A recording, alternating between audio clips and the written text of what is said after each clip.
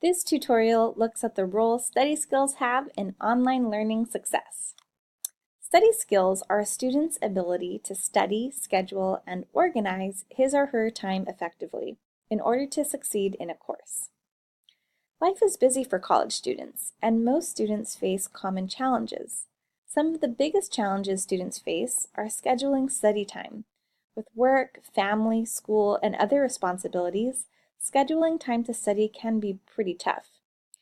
Cramming before exams or essay due dates. Now, this is a really big challenge to student success, but without proper time to study, most students experience cramming before big tests and projects are due. Staying motivated throughout the semester. Most students feel burnt out by their many responsibilities, and staying motivated throughout each semester can be super tough. And there are many other reasons that get in the way of success. Life happens, and many times things in life happen that are out of students' control. But these are also often reasons that get in the way of student success. In this tutorial, we're going to be looking at figuring out your time management style. We're also going to look at why putting off work isn't helpful, and we'll also look at ways to stick with a schedule. And lastly, we'll discuss some challenges with motivation and ways to prioritize your schoolwork. So first, let's focus on your time management style. There are 4 different personality traits that we're going to be covering today, and the first one is the early riser. Traits of these students are that these types of students often make checklists and feel great satisfaction when they can cross something off their to-do list. When it comes to assignments, they really want to get started as soon as possible. Strengths are they know what they want and are driven to figure out how to achieve that. Motivation isn't really an issue.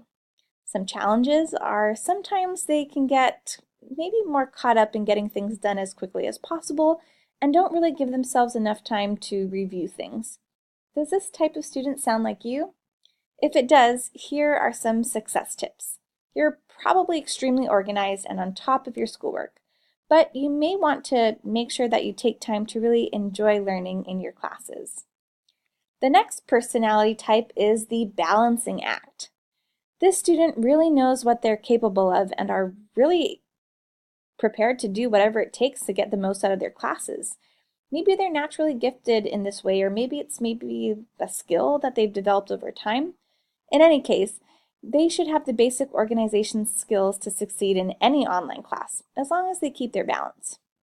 Strengths of these types of students include they really are pretty well-rounded. They may not always complete assignments perfectly every time, but they're pretty remarkably consistent and usually manage to do very well in classes.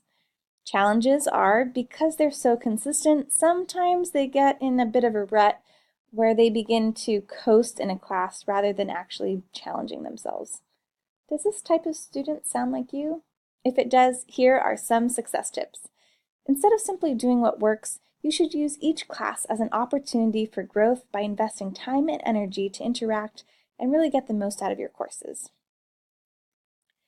The third personality type is the pressure cooker. These types of students always get things done, and almost always at the last minute. But hey, it takes time to really come up with good ideas, right?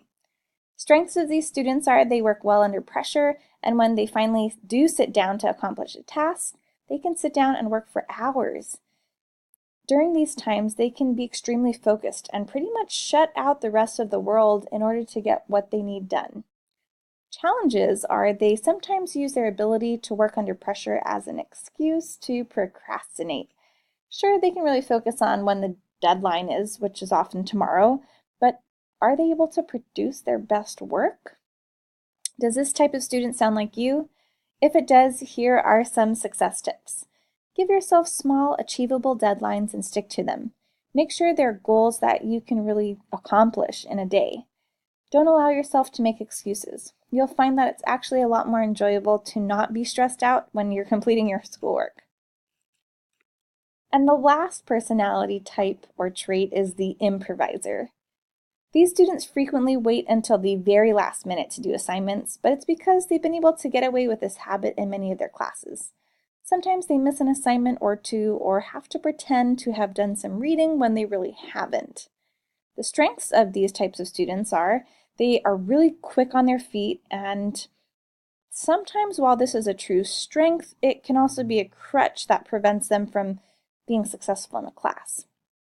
Challenges are, unfortunately, as the saying goes, old habits really die hard.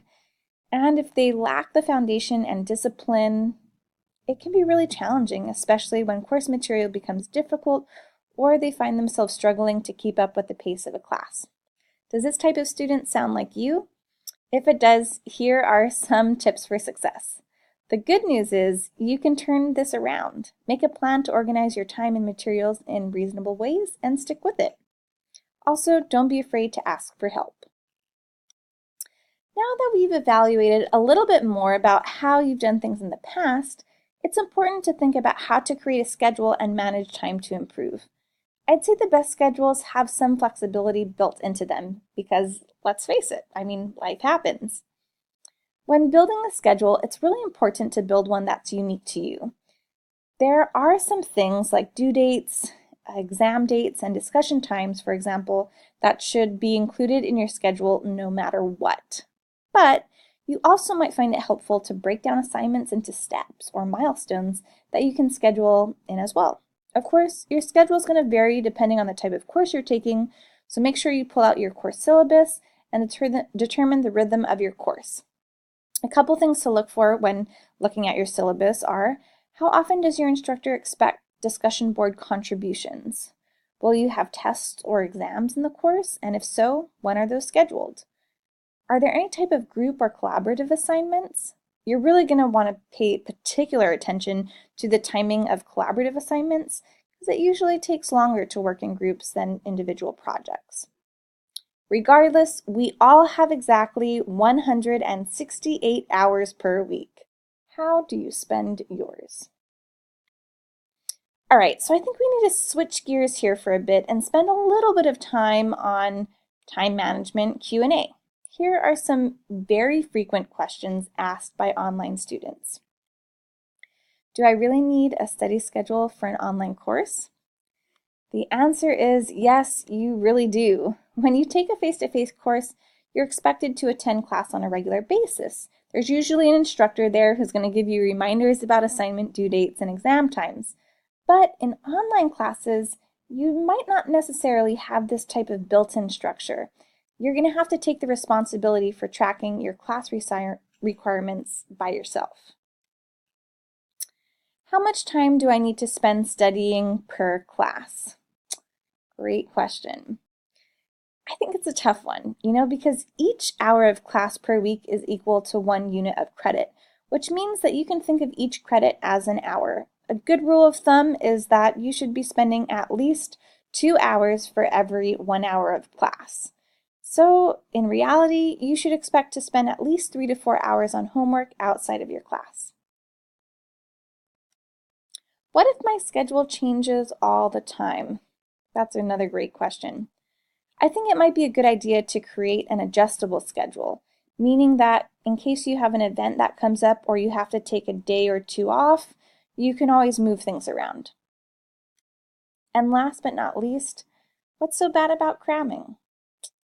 Well, cramming or studying right before an exam without really any prep beforehand has many disadvantages. Trying to learn any new subject or memorizing facts in a short amount of time can be useless. You simply forget what you've learned much faster when you cram. Instead, studying in smaller increments on a regular basis has been shown to prove that your brain does absorb complex course material in much more lasting ways because that's how our brains function. So, I would recommend studying in smaller, more regular increments rather than cramming. So finally, let's talk about getting better at prioritizing.